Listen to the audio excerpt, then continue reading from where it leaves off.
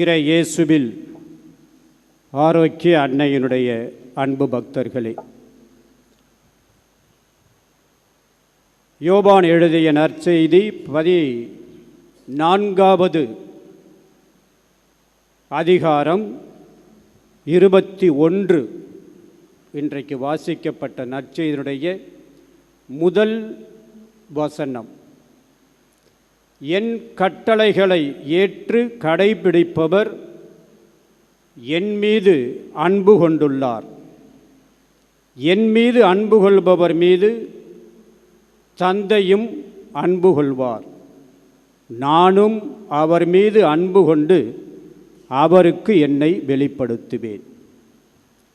இது இறை அன்பு, இறைவன் நம்மீது வைத்திருக்கின்ற அன்பு. அதே இன்றைய நற்செய்தியில் இயேசு கூறுகின்றார், என் மீது அன்பு கொண்டுள்ளவர் நான் சொல்வதை கடைபிடிப்பார். இது பிறர் அன்பு. அவர் என்ன சொல்லுகின்றார்? அயலானை அன்பு செய். ஆகவே இன்றைய நற்செய்தியின் மைய கருத்தாக இருப்பது இறைவனுடைய அன்பில் வேரூன்றி பிறர் அன்பில் வாழ்வோம். இதுதான் இன்றைய மறையுரை சிந்தையினுடைய மைய கருத்து. இந்த அன்பை பற்றி பேசாத நாவில்லை, எழுதாத விரல்கள் இல்லை. யாரை கேட்டாலும், யாராவது ஒருவருடன் நீங்கள் கேட்டு பாருங்கள், அன்பு என்றால் என்ன என்று. அவர் சொல்லுவார், அன்பு இல்லாத வாழ்க்கை மை இல்லாத பேனா போன்றது. அன்பு இல்லாத வாழ்க்கை நறுமணம் இல்லாத மலர் போன்றது என்று கூறுவார். வாழ்க்கை புல்லாங்குழல் என்றால் அதிலிருந்து வருகின்ற இசைதான் அன்பு. வாழ்க்கை கனி என்றால் அந்த கனியிலிருந்து வருகின்ற சுவைதான் அன்பு. இதெல்லாம் சாதாரணமாக நாம் சொல்லுகின்ற வார்த்தைகள். இறைவனுடைய அன்பை பற்றி சொல்லுகின்ற பொழுது யோவான் நற்செய்தியாளர் சொல்லுகின்றார், கடவுளே அன்பாக இருக்கின்றார் என்று. இதைவிட இறைவனுடைய அன்பிற்கு வேறு விளக்கம் தேவையில்லை. கடவுளே அன்பாக இருக்கின்றார். இதைத்தான் நம்முடைய தமிழ் இலக்கியங்களில் கூட தமிழ் அறிஞர்கள் அழகாக சொல்லியிருக்கின்றார்கள். அன்பை பெருக்கி என் ஆருயிரை காக்க வந்த இன்பப் பெருக்கே இறையே பராபரமே என்று சொல்லுகின்றார்கள். மேலும் இன்னொரு தமிழ் அறிஞர் சொல்லுகின்றார், அம்மையே அப்பனே ஒப்பில்லா மணியே அன்பினில் விளைந்த ஆரமுதே என்று கடவுளுடைய அன்பை அழகாக பாடுகின்றார். ஆகவே இறை இயேசுவில் அன்பிற்குரியவர்களே, அன்பிற்காக ஏங்காத இதயம் இந்த உலகத்தில் எதுவுமே கிடையாது. இப்படிப்பட்ட இந்த அன்பு நண்பர்களிடையே நட்பாகவும், பெற்றோர் பிள்ளைகளிடையே பாசமாகவும், இளம் வயதினரிடையே காதலாகவும், இறைவனுக்கும் பக்தனுக்கும் இடையே இருக்கின்ற அந்த உறவு பக்தியாகவும் பல விதங்களிலே பேசப்படுகின்றது. இறைவன் மனிதன் மீது வைத்த அன்பு அது அன்பின் உச்சக்கட்டம். இதைத்தான் யோவான் நற்செய்தி 3வது அதிகாரம் 16வது வசனத்தில் இவ்வாறு வாசிக்கின்றோம். தம் ஒரே மகன் மீது நம்பிக்கை கொள்ளும் எவரும் அழியாமல் நிலை வாழ்வு பெறும் பொருட்டு அந்த மகனையே அளிக்கும் அளவுக்கு கடவுள் உலகின் மேல் அன்பு கூர்ந்தார். நாம் இறைவனுடைய அன்பு வேண்டாம் என்று முறித்து சென்றாலும் அல்லது அந்த இறைவனை விட்டு ஒதுங்கி சென்றாலும் நம்மை தேடி தேடி அன்பு செய்வதுதான் இறைவனுடைய இயல்பு. இதுதான் இறைவனுடைய அன்பு. அன்பை தொலைத்தவர்கள் யாரும் அதை தேடுவது கிடையாது. மாறாக அந்த அன்பை யார் தேடுவார்கள் என்றால், அளவில்லாமல் கொடுத்தவர்கள்தான் அன்பை தேடி அலைவார்கள். ஆகவே தான் இறைவன் நம் ஒவ்வொருவரையும் தேடி தேடி அலைந்து அன்பு செய்கின்றார். அவர் அன்பை தொலைத்தவர் அல்ல, மாறாக அளவிற்கு அதிகமாக அன்பை கொடுத்தவர். உன்னை மறப்பதற்கு நீ ஒன்றும் மணலில் வரையப்பட்ட சிற்பம் அல்ல, மாறாக என்னுடைய மனதில் செதுக்கப்பட்ட சிற்பம். இதுதான் இறையன்பு. இதைத்தான் எரேமியா இறைவாக்கினர் இந்த புத்தகத்திலே 31வது அதிகாரம் 3வது வசனத்திலே வாசிக்கின்றோம். உனக்கு நான் முடிவில்லாத அன்பு காட்டியுள்ளேன், எனவே பேரன்பால் உன்னை ஈர்த்துள்ளேன் என்று எரேமியா கூறுவதை வாசிக்க கேட்கலாம்.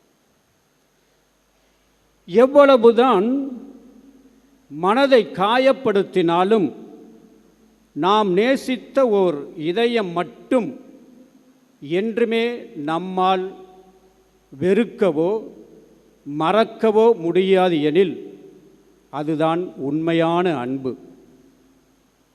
இதைத்தான் பழைய ஏற்பாட்டில் ஓசேயா புத்தகம் 2வது அதிகாரம் 19-20 இவ்வாறு வாசிக்கின்றோம்.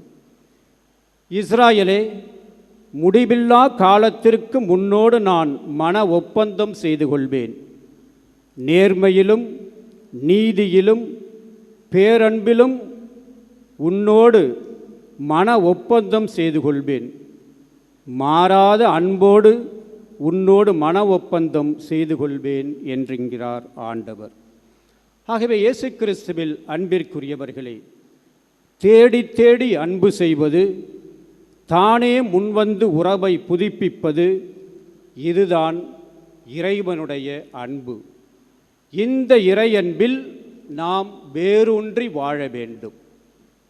ஆனால் இந்த இறையன்பில் இப்படி நம்மை தேடி தேடி அன்பு செய்கின்ற இந்த இறைவனிடத்தில் நம்முடைய அன்பு வேரூன்றி இருக்கின்றதா என்றால் இல்லை என்ற பதில்தான் வருகின்றது. காரணம், மத்தேயு எழுதிய நற்செய்தி 23வது அதிகாரம் 37வது வசனம் இயேசு இவ்வாறு கூறுகின்றார். ஜெருசலேமே, ஜெருசலேமே, கோழி தன் குஞ்சுகளை இறக்கைக்குள் அணைத்து கொள்வதை போல நான் உன்னை எத்தனை முறை அணைக்க பார்த்தேன், ஆனால் நீ என்னை விட்டு அகன்று போய்விட்டாய் என்று புலம்புகின்றார். இறைவனுடைய அன்பு உச்சக்கட்ட அன்பு. இறைவனே அன்பாக இருக்கின்றார். அந்த இறைவன் நம்மை தேடி தேடி வந்து அன்பு செய்கின்றார். ஆனால் நாம் என்ன செய்கின்றோம்? அந்த இறை அன்பை மறுத்துவிட்டு அவரை விட்டு விலகிச் செல்கின்றோம். அதைத்தான் இயேசு புலம்புகின்றார். மக்கள் மீது வைத்த அன்பிற்காக இறைவன் உயிரை கொடுத்த பிறகும் உலகம் உள்ளவரை நம்மோடு இருப்பதற்காக, நம்மை அன்பு செய்வதை நிரூபிப்பதற்காக இயேசு தன் உடலையும் இரத்தத்தையும் கொடுத்து நற்கருணை வடிவில் இன்றும் உங்களையும் என்னையும் அந்த இறைவன் அன்பு செய்து வருகின்றார். இப்படிப்பட்ட உச்சபட்ச அன்பிற்கு நம்முடைய பதில் என்ன? நாம் இயேசு கூறியது போன்று அயலானை அன்பு செய்து வாழ வேண்டும். நம்முடைய அன்பு உண்மையிலேயே இறை அன்பில் வேரூன்றி இருக்கின்றது என்றால் அது பிறரன்பு செயல்களிலே காண்பிக்கப்பட வேண்டும். ஆனால் இன்றைய சமுதாயம் எப்படி இருக்கின்றது என்றால், கண்டிப்பதும் கடிந்து கொள்வதும் அன்பிற்கு எதிரானவை என்ற குறுகிய சிந்தனையோடு உருவாகி கொண்டிருக்கின்ற ஒரு புதிய பண்பாட்டு பின்னணியில் நாம் வாழ்ந்து கொண்டிருக்கின்றோம். பயப்படுகின்றோம். பிறரை மையப்படுத்திய அன்பிலே வாழ்வதற்கு நாம் பயப்படுகின்றோம். ஒரு சில உதாரணங்களை நான் சொல்லுகின்றேன். குடும்பத்தில் முதல்ல குடும்பத்தை எடுத்துக்கொள்ளுங்கள். குடும்பத்தில் பிள்ளைகளை கண்டித்தால் அவர்கள் மன வேதனைப்படுவார்கள். வெளி வட்டத்தில் என்னுடைய நண்பன் செய்கின்ற தவற்றை நான் சுட்டிக்காட்டினால் எனக்கும் அவனுக்கும் இடையே இருக்கின்ற அந்த நட்பு முறிந்துவிடும். குடும்பத்தில் என்னுடைய கணவன் அல்லது என்னுடைய மனைவி செய்வது தவறு என்று தெரிந்தாலும் அதை சுட்டிக்காட்டும் பொழுது பிரச்சனைகள் வரும். ஏன் வம்பு? முடிந்தவரை கண்டுகொள்ளாமல் போய்விடுவோம். பிறரை மையப்படுத்திய அன்பில் நாம் வாழ்வதற்கு பயப்படுகின்றோம், உறவு முறிந்துவிடும் என்று. அவ்வாறு வேண்டாம். நம்முடைய அன்பு உண்மையிலேயே இறையன்பிலே வேரூன்றி இருந்தால் பிறரை மையப்படுத்திய அன்பில் நாம் வாழ முடியும். நம் அன்பு இறையன்பிலே வேரூன்றி இருந்தால் நாம் பிறரை அன்பு செய்து வாழ முடியும். புனித பவுலடிகளார் எல்லோருக்கும் தெரிந்த ஒரு அதிகாரம். கொரிந்தியருக்கு எழுதிய முதல் திருமுகம் 13வது அதிகாரம் 4 - 7 வரை அவர் இவ்வாறு சொல்லுகின்றார். அன்பு பொறுமையுள்ளது, அன்பு நன்மை செய்யும், அன்பு அன்பு பொறாமைப்படாது, தற்புகழ்ச்சி கொள்ளாது, இருமாப்பு அடையாது, அன்பு இழிவானதை செய்யாது, அன்பு தன்னலத்தை நாடாது, எரிச்சலுக்கு இடம் கொடாது, தீங்கு நினையாது, அன்பு அனைத்தையும் பொறுத்து கொள்ளும், அன்பு அனைத்தையும் நம்பும், அன்பு ஒருபொழுதும் அழியாது. ஆகவே இயேசு கிறிஸ்துவில் அன்பார்ந்தவர்களே, இறை அன்பிலே வேரூன்றியவர்களாய் பிறர் அன்பிலே வாழ அன்னையிடம் வேண்டுவோம். ஆரோக்கிய அன்னை நமக்காக பரிந்து பேசி பிறரை மையப்படுத்தி பிறர் அன்பிலே வாழ நமக்கு எல்லா வரங்களையும் தர வேண்டுமென்று இந்த திருப்பலியிலே வேண்டுவோம். ஆமென்.